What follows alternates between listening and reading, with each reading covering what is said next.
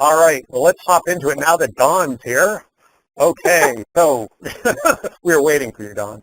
So as we always do, we'll just restate the mission so we have alignment with what we're doing as we jump into the call. And so our mission as a National Invention Convention is to provide students with opportunities to develop creative problem-solving and problem identification techniques through inventing, innovating, and entrepreneurial activities, leading to greater consideration of STEM careers in high school and college.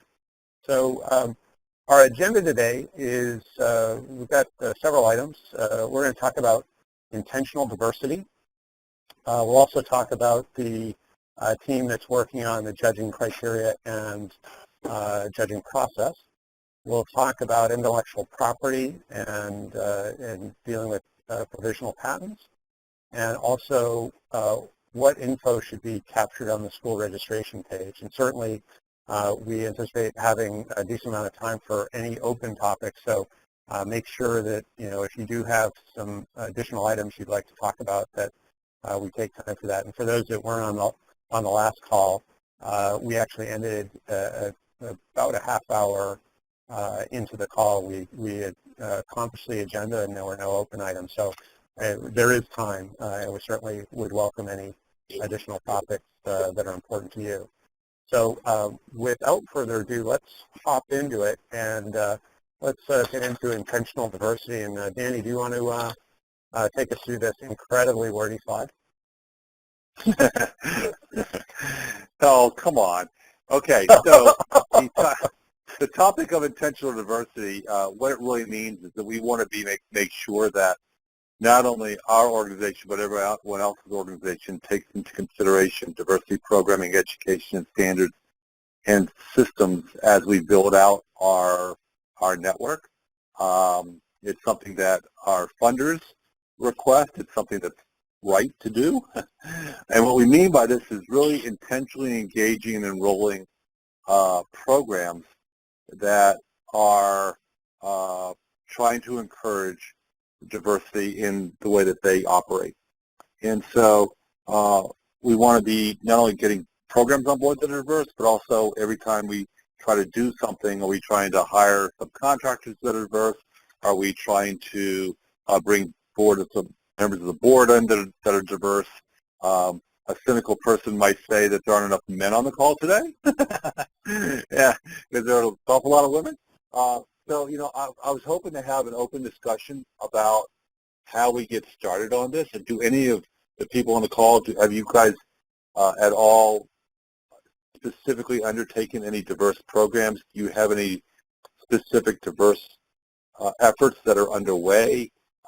Is this something that's new to people or something that you just assume? Are there any thoughts here around the table when we start talking about trying to be diverse as an organization?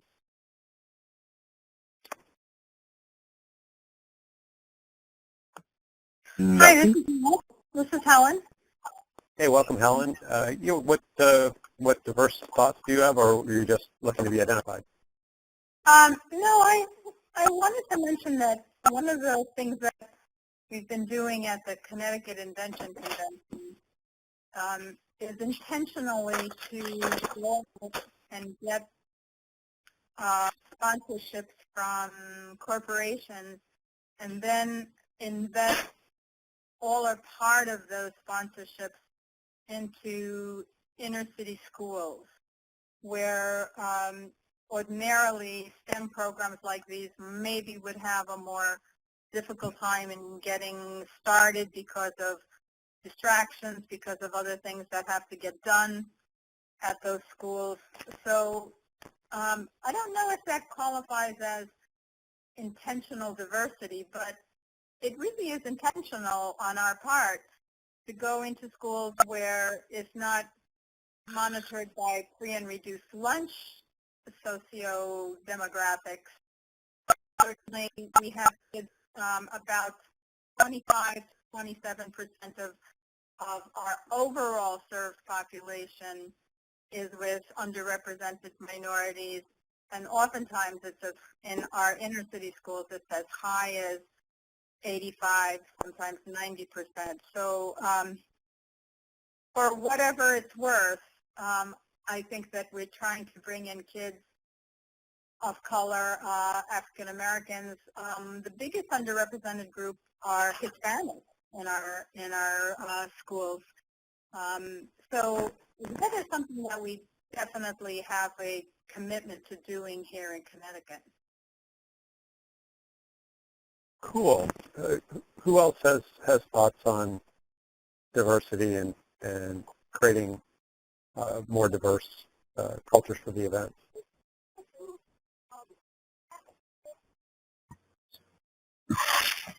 Hey, it's Roxanne in Georgia. I haven't done a ton to target population specifically, but I have found that with younger grades, I get more and more females just naturally. You know, if I get teams that are from AP Physics C, then sometimes those demographics tend to shift a certain direction. But with younger kids, I get really good gender balance.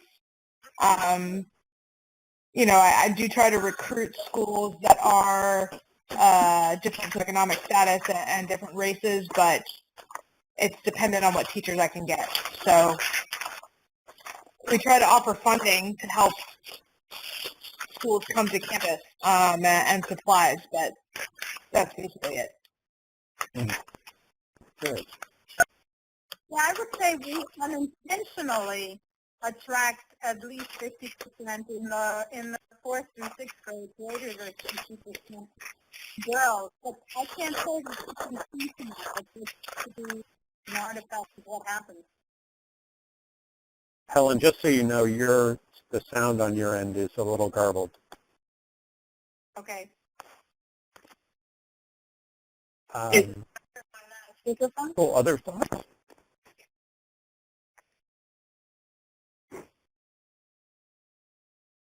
Sounded like somebody was going to be saying something. Well, this is a good first start. I mean, I just want to see if anybody had anything specifically out there that we should be modeling against. Is there a next page to this, Bill?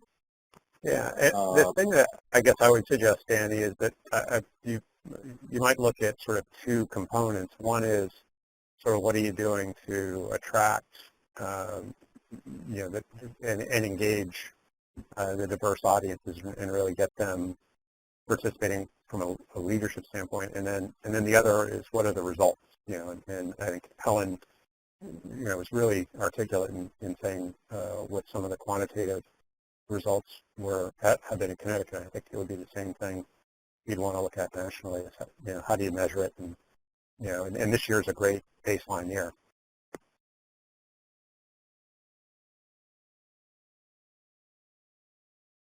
Okay, well, these are some of the organizations that we're thinking about reaching out to try to just understand what they're doing and how they're working with other players. Nick and I had a conversation with the people at Girls Who Code earlier this week about what they're doing, and so it's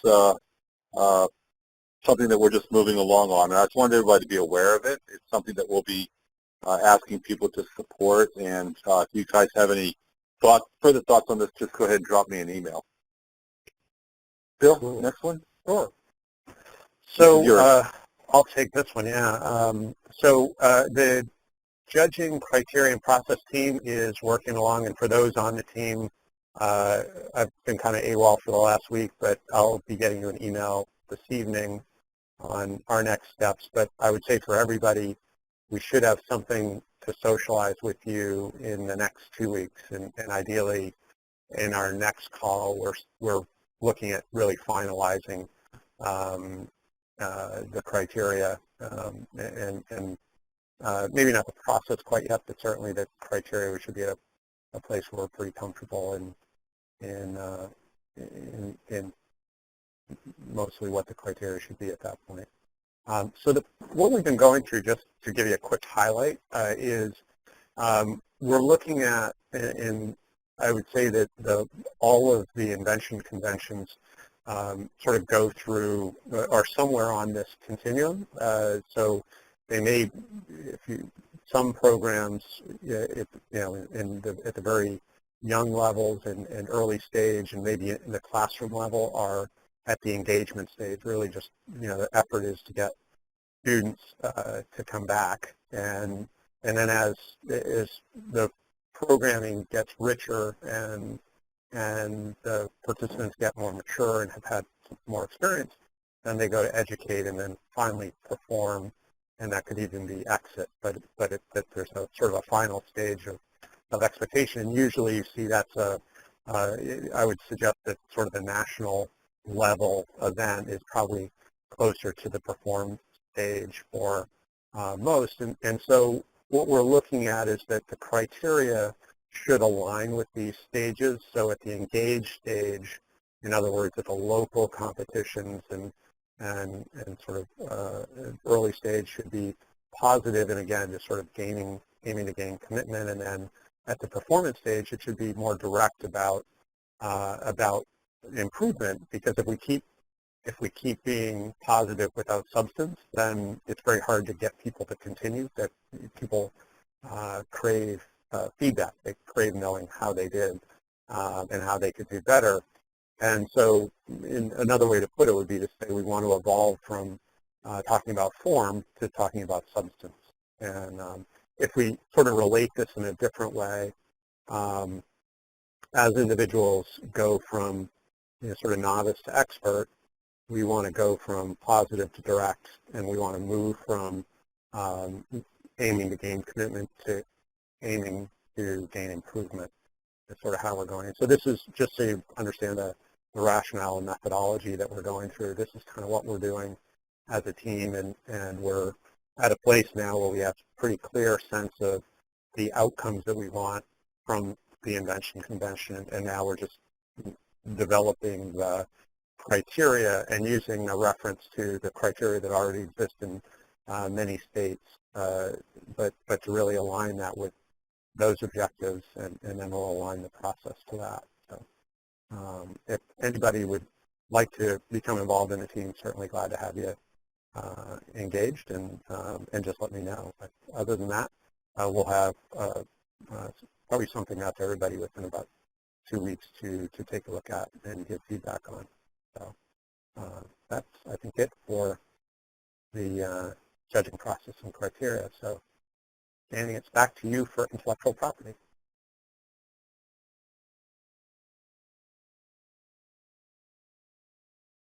Hello, Danny. One of the things, Dip, there, one of the questions I have for folks about intellectual property is, this has come up several times, is how do we know that the students that their ideas are protected? They're now be coming on a national stage. Hopefully we're getting a lot of publicity, a lot of media, a lot of attention. So we want to make sure that their stuff is protected. I guess the question that I have for everybody here is, what do you think about the idea of structuring it such that we build a mentor-mentee relationship between attorneys who will help the kids file provisional patents before they show up at the finals? So each of the 300 kids would file a provisional patent. We get the law firm to sponsor the fees surrounding that. It's only like $300 or something like that.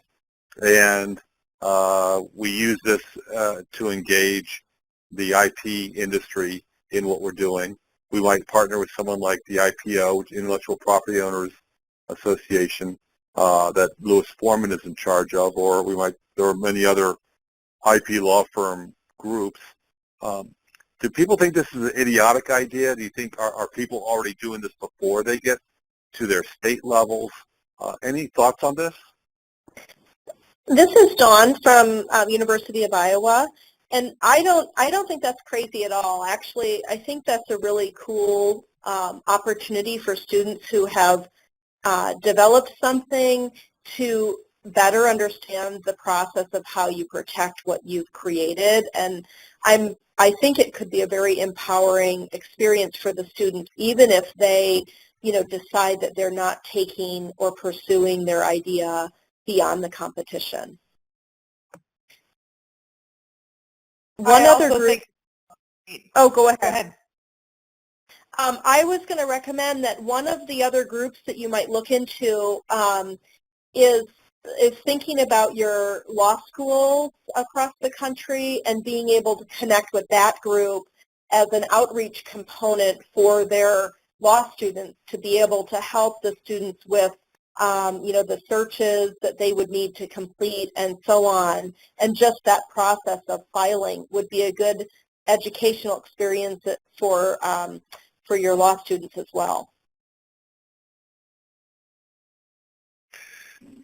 This is Nick. Another thing that I've been doing in this realm is I've been just recently having a back and forth, and I'm scheduling a meeting with the owner and CEO of the Invention Patenting Group, which is basically this consortium of lawyers that exclusively deal with IP property. So that's just something that we're up to. I think that might be a good source for some of these lawyers too. And I like the idea of engaging the law schools. It might be a little ambitious for this May, but certainly something that's a great directional approach. Okay, well, so I was just going to say that could actually be, something that the states look into if they have access, within their own region to a law school. Many folks might not have access, but then there's others, like, for example, in Iowa, we would be able to look into whether that's a possibility and do a little bit of that back-end research. This is Lori. I'm wondering if other states do work like this, or if they find that parents or families or schools have concerns about students' intellectual property when they even come to the state level competition. This is Beth, and our students do, or our parents do have concerns. We've posted about the provisional patents just to encourage them to follow through, but we don't provide it in Invent Idaho.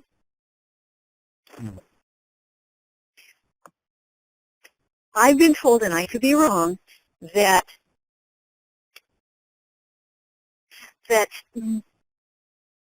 they have a year after it's shown in public to be covered. That they're naturally protected. I think you're actually right. Just from, I think this would be an interesting one to bring the USPTO leadership in on the conversation to see what they would recommend. I also remember them saying that there's some type of like a drastically reduced fee for youth through the USPTO's K-12 initiative. I think you're absolutely right. I think I just heard that it's free for students under such an age. We ought to investigate that. I think I just heard that as well. I've been working on this a little bit in Georgia. We haven't successfully implemented a program where we've gotten students to file provisionals before the state finals, although that is certainly the intent. I did talk to a patent lawyer recently, and one of my students from last year's competition, and he was kind of helping her try to get in a position where she could file a provisional patent. And she did very well in the competition, but she didn't have her whole, and this was a fifth grader, mind you, she didn't have her whole mechanism for what she wanted to do fully designed. So for her to get that provisional patent, she needs to finish that design work. But my understanding was that the patent fee was approximately $80 for her. I didn't think it was free, but it is reduced. So my thinking was that it would be a grant program from us at Georgia Tech, that I would try to pay for a few each year if there are students ready to do it. But that said, I don't think I can guarantee that winning students will have done it. And if we're sending them to state finals, or sorry, to national finals, it would be great for them to have an opportunity to do it before they get there. So I love the idea.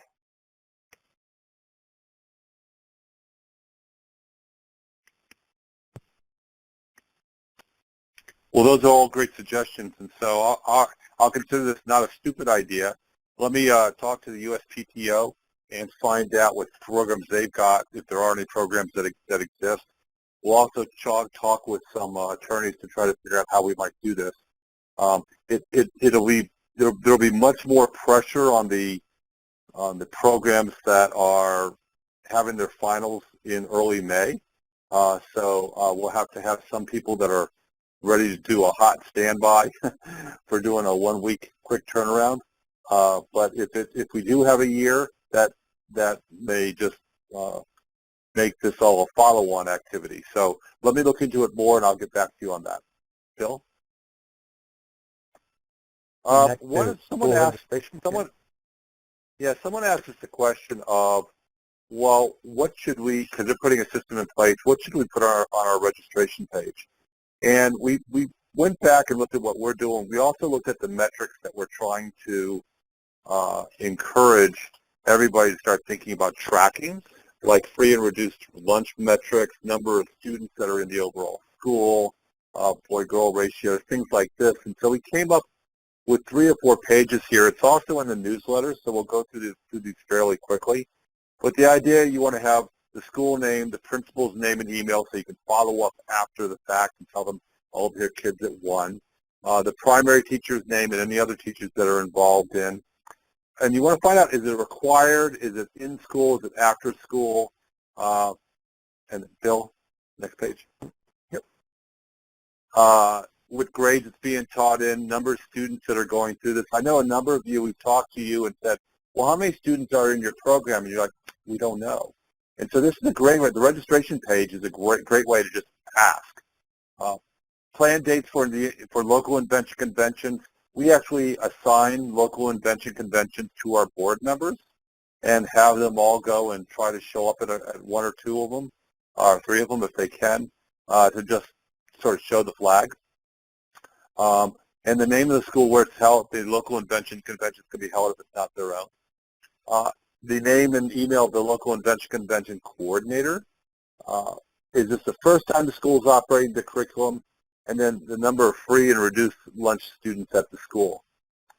Take a look at this list in the newsletter. If any of you capture some other information, would love to know what that is, so that we can come up with a definitive best practice here.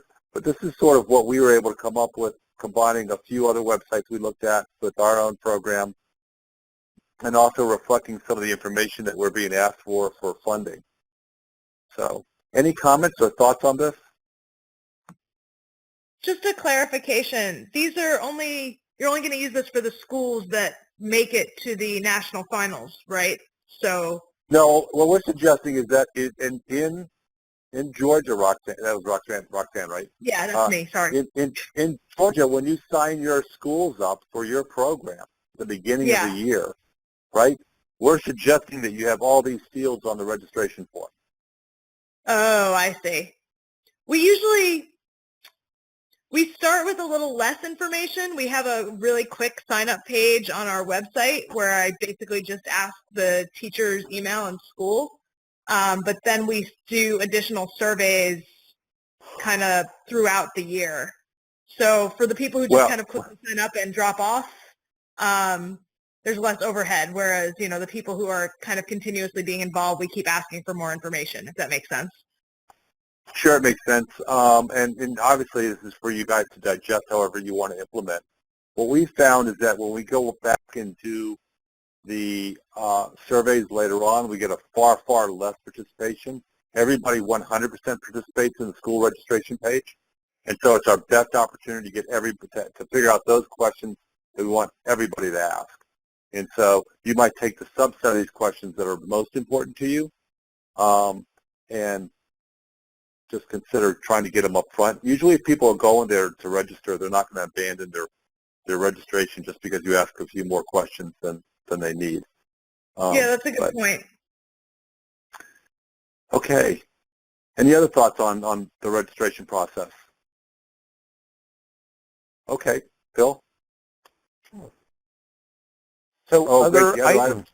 Yeah, we're racing through at high speed again. So are there any other topics that anyone has that they'd like to broach? in this call. And we have a few of our own, right, Bill? Okay, we'll make some up. No. We, go to the next page. Oh, I'm sorry. We do. Other items. Yes, we do. There you go. Hey, so there you go. So first off, I want to remind everybody, and those of you who have commented back, thank you very much about the university white paper. We do want to hear from you about this. We will be asking you about this in any one-on-one meetings we have to understand, what university relationships we might be able to start to encourage.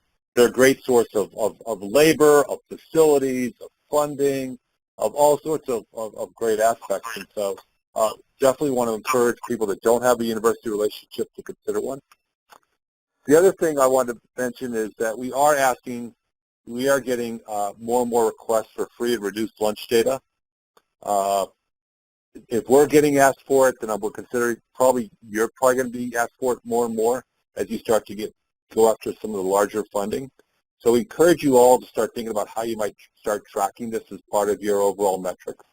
Some people specifically focus on underserved populations and define that using the free and reduced lunch percentage amounts in the area. We were just talking to Cisco, for instance, and Cisco says, their baseline requirement is 90%, which is a really high percent, since in Connecticut, the average, we're the third lowest in the nation for FRL, and we've only got 34% on average, and our highest district has got like 75%. There's no school in Connecticut that even gets up to 90%. So, but in any case, something for you guys to think about as you move forward. Next page.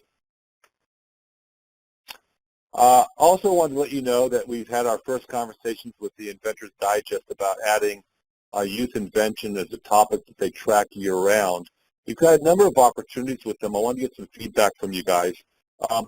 They want us to do a monthly young inventor profile. And while that seems pretty obvious, 12 young inventor profiles year-round, these probably have to be pretty accomplished inventors. And I guess the first thing I wanted to ask people here was, do we feel that across all of our different programs we would indeed be able to come up with 12 notable, significantly achieving inventors each year from across all of our programs? Any thoughts on that across the table? This is Beth in Idaho. I love the idea, and I might have a great youth inventor for you. He invented the Ability app. It's like Yelp for disabled individuals. He's a fourth grader, and he just attended Web Summit, which is the world's largest web development conference in Dublin, Ireland. And he was even on Irish TV. So I don't know if that's the kind of person I think you're looking for.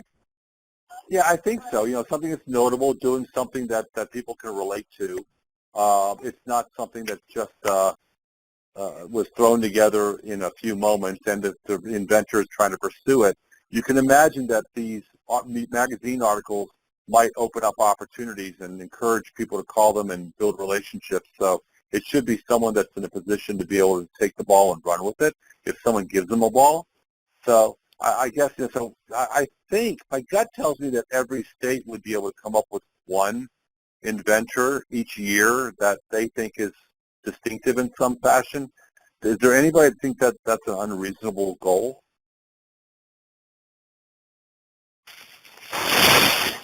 I don't think that it's unreasonable, but one recommendation, especially kind of for the approachability of it, would be to be able to highlight students at various levels.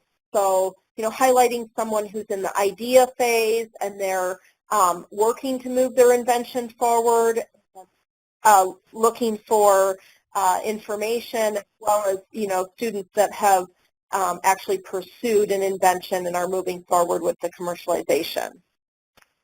Okay, good idea. Other thoughts? Okay, the next thing that we're working with them is to do what's called a show distribution. Back up. All right. Sorry. back up, we're doing an annual show distribution, which means that every May at our National Invention Convention, they will distribute 500 or so copies of the Inventor's Digest.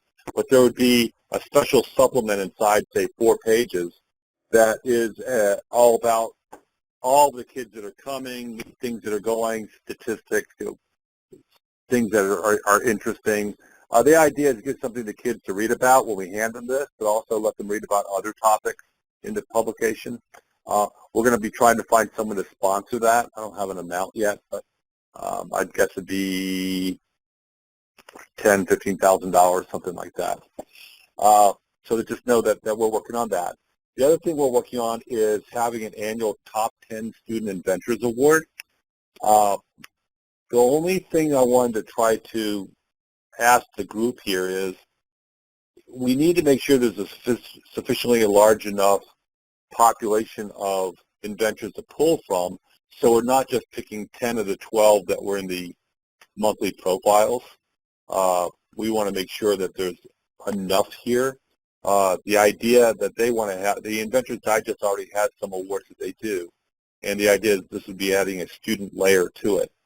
But we want to make sure that there's a large enough, maybe we do this by, there's top 10 student inventors or top 12 or top 13, and there's one per grade, or maybe we pick one per grade nationally or something. Any thoughts about how we might come up with a sort of annual award that's done by the magazine to select cool kids and celebrate them? It could be serial inventors, you know, it could be people that have done a bunch of things, not just about their invention, but the inventors.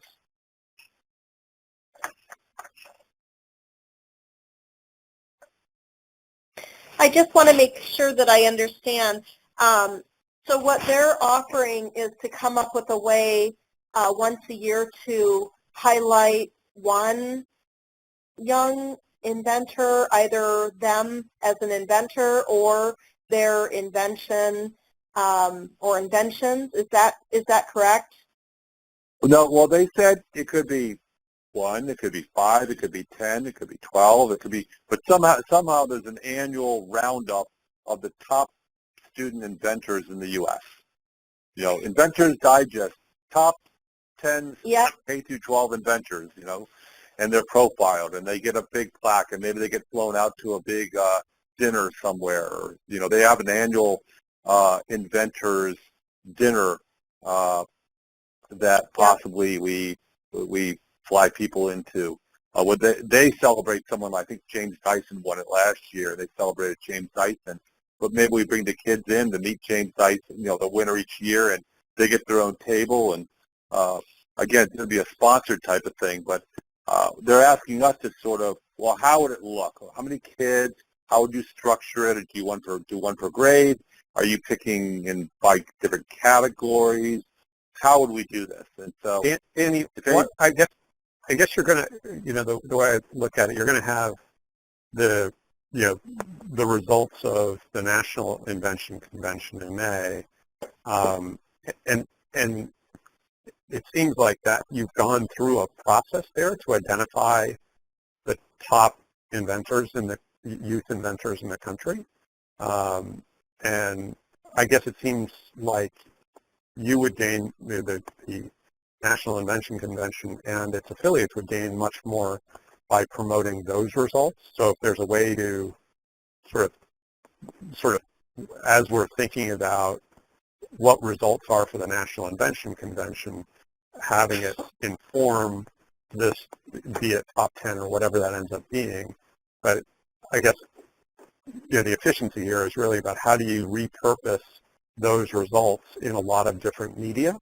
That, you know, I guess I would suggest just looking at not having it a totally separate process, but one that sort of where you can amplify the process that already exists. This is not. I was agreeing with Bill, thinking kind of how do you leverage the work that you've done around the National Invention Convention to kind of in addition to being recognized here in this competition as a finalist, you know, part of what you receive is assistance maybe with a lawyer to move your invention forward, and you get to be part of this Inventor's Digest. And then that just feeds into, kind of helping support National Invention Convention as well as the Inventor's Digest. So just to be clear here, Inventor's Digest plans on running an article in the June publication about all the winners. And so the winners will get coverage in their publication. However, many publications have their own annual awards that they give out. And so Inventor's Digest has some. They just don't have any youth awards. And so they sort of like to own that process, and it gives them a certain amount of clout to go out and ask judges, gives them the ability to get people involved in the publication, reward people that have been contributors. People can say they're a judge for this. And I would think that it's in our best interest to try to encourage as many youth invention awards out there as possible, just to give more and more opportunities for the kids to have outlets for celebrating. We're not the only pathway that kids are going to have, and we've got some people on the phone that have their own national online competitions and stuff.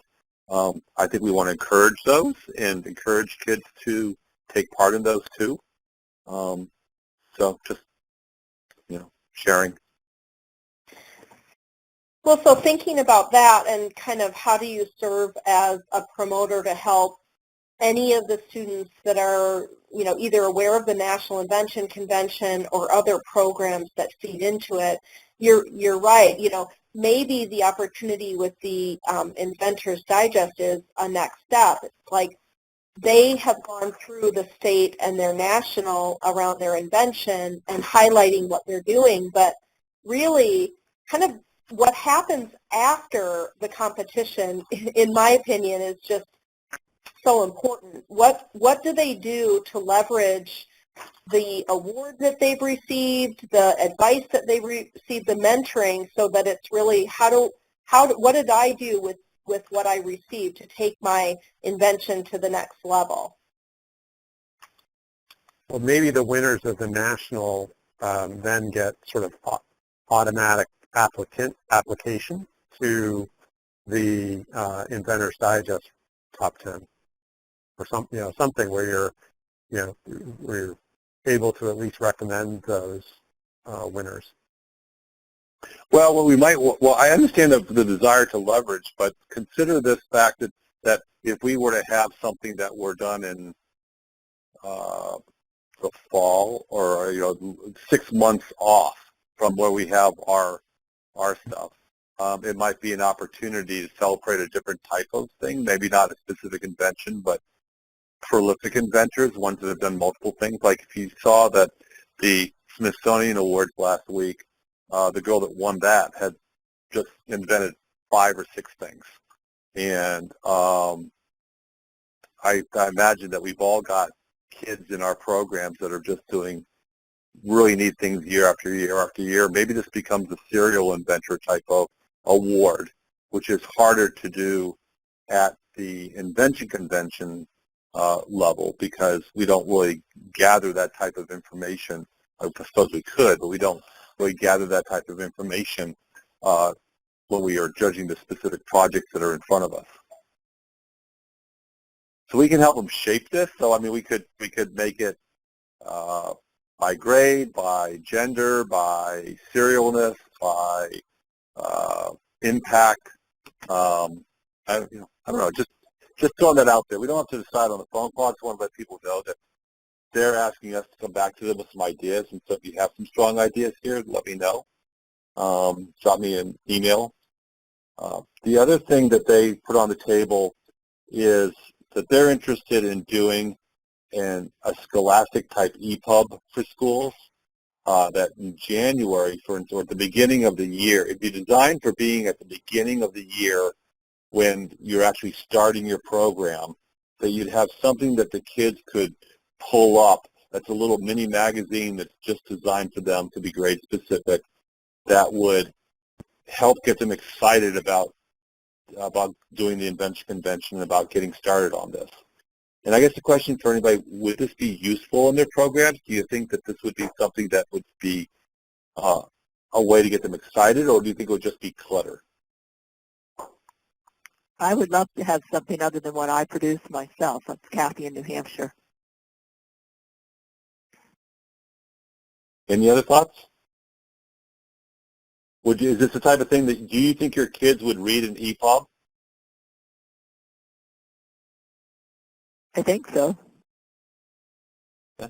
Anybody else? I mean, does anybody distribute the STEM magazine EPUB? Ever heard of that? I just found out about that this week. We're talking to the editors. Okay. Well, go ahead.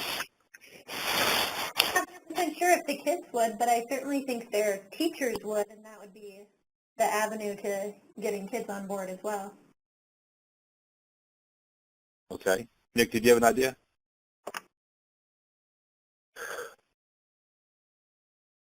Well, I was just going to say that there was the editor of STEM magazine that we're going to be talking to is actually, there are quite a few different magazines, so they might know it under a different nomenclature. Hold on, let me pull it up. But he does STEM Women's Magazine, STEAM Magazine, STEM Magazine Canada, STEM Magazine Brazil, STEM Educator Magazine, so all different kinds. So I just can jump into that. Dawn, have you ever run into that magazine with your publishing your STEM Innovator programs? No, I haven't. I actually just wrote it down as you were talking about it. Okay. Okay, you learn something every meeting. I know it. I didn't know about that. I guess one of the thoughts that I had is just kind of a logistic, that people, I just don't know about magazines. Part of me feels like putting together some kind of an online newsletter or online hit, something that the teachers can turn around and use in their classroom that, that are just not a major commitment, but enough to kind of, this is the buzz of the week, or, 5 minutes for the day, or something like that. Okay. But I'm not familiar great. with it. And I think part of it is asking teachers, going directly to them about what they would want. Well, and that stream of having quick sound bites of information, I did set us up a STEMI Coalition Twitter account. It is very fledgling, but if you guys want to check it out and follow, every morning I would go ahead and look for relevant news articles and youth entrepreneurship and innovation and invention and publish it through that. So we've actually, interestingly, made some interesting connections through Twitter. So for what that's worth. What's your handle? It's STEMI Coalition. Okay. All one word. Okay. Okay, Bill, next page.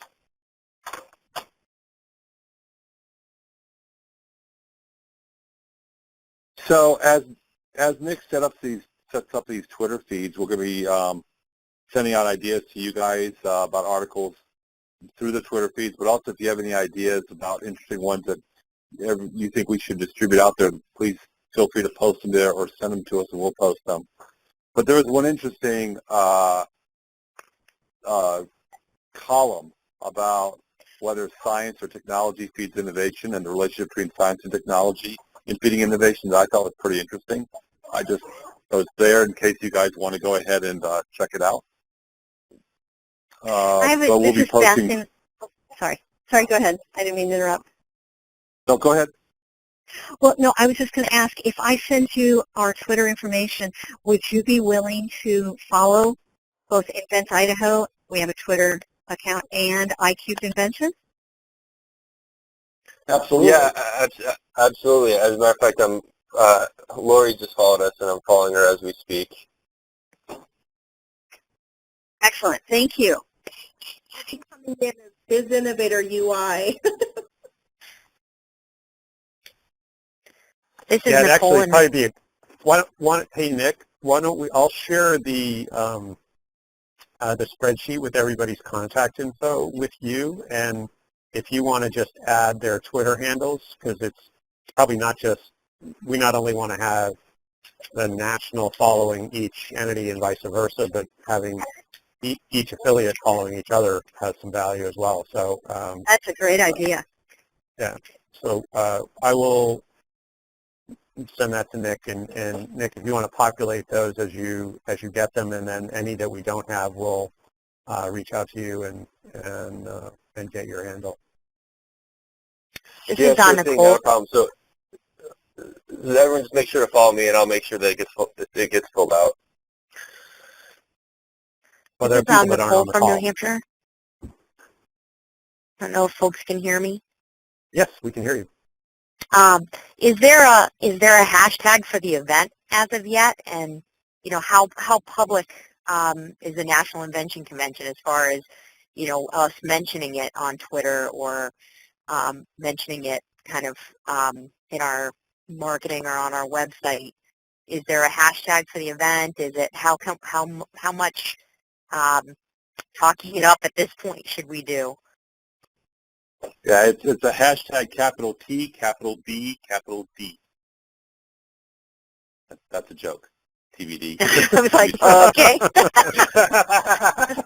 No, it's a very good point. We've been waiting on some sponsor issues to go ahead and do an announcement. We can tell you, by the way, that we are been asked to submit a proposal to Lemelson about them being an official sponsor for the event, and the guy basically said all but, you know, he was very, very optimistic they were going to do it because they requested us. They sent us something asking to do that. So Lemelson is obviously a big invention education brand, and it's wonderful that they are coming on board. And so we're just trying to get some of these founding sponsors in place to go ahead and do the announcement. We'll probably be doing one in January after the holidays. But it's okay for you guys to go ahead and start talking about it. And I mean, I'm not going to worry about leaks. It's not like we're an Apple iPhone or something. So I'm also okay with that. Okay, thanks. Bill, is there another page? Let's see. Open topics. No. How about that? Open topics. Any other open topics? Any questions that people have?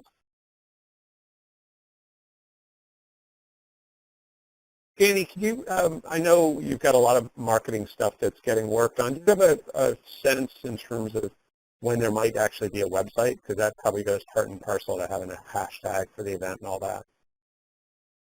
And that is part of what's been holding things up, is that we've got a huge list of people that want us to pay them a lot of money to go ahead and put together our website and our logos and stuff like that. We're still trying to find that that group or entity that is willing to come on board and help us go and develop a lot of this without costing us an arm and a leg. And we have not yet sort of run into that. So we're still looking. Believe me, I get the evil stare from across the office from Nick every day saying, where's the logo? So it's something we have to resolve soon, but we're still just trying to find a better solution than what we've got on the table right now. Gotcha. For what it's worth, though, we do have an interim website. I mean, STEMI.org is up and active. I mean, we have some basic information. It looks, you know, it's not like spectacular, but it is there, you know, and so anyone that goes there will be able to get, you know, at least cursory information about us and whatnot. So STEMI.org is up. Cool. Other open topics that anyone has? This is Dawn. I'm sorry. I have to jump off. I've got another call in just a couple minutes. Thank you. Thanks, Don. Thanks, Don. So, Bill, I think we go to the next page, which is about the next meeting. Sure. Yeah. So we are going to a monthly schedule now. That for those that haven't seen or weren't on the last call or haven't seen that in the notes. And so our next meeting will be Tuesday, January 12th, again at 4 p.m. Eastern or 1 p.m. Western time. And we certainly wish you all a great holiday. Hope you get some good time with friends and family, and hopefully at least a couple days break before you hop vigorously into 2016. Awesome, Bill, and I ditto that. So look forward to talking to everybody on the 12th, but I'm sure we'll be talking to a lot of you in the meanwhile. And this is Beth in Idaho. I have to jump off as well because it's students. And Merry Christmas, Happy Holidays to all of you. Thank you. Thank you, everybody. Thank Talk you, to you, everyone. everyone. Happy holidays. Bye-bye. Bye. Bye now.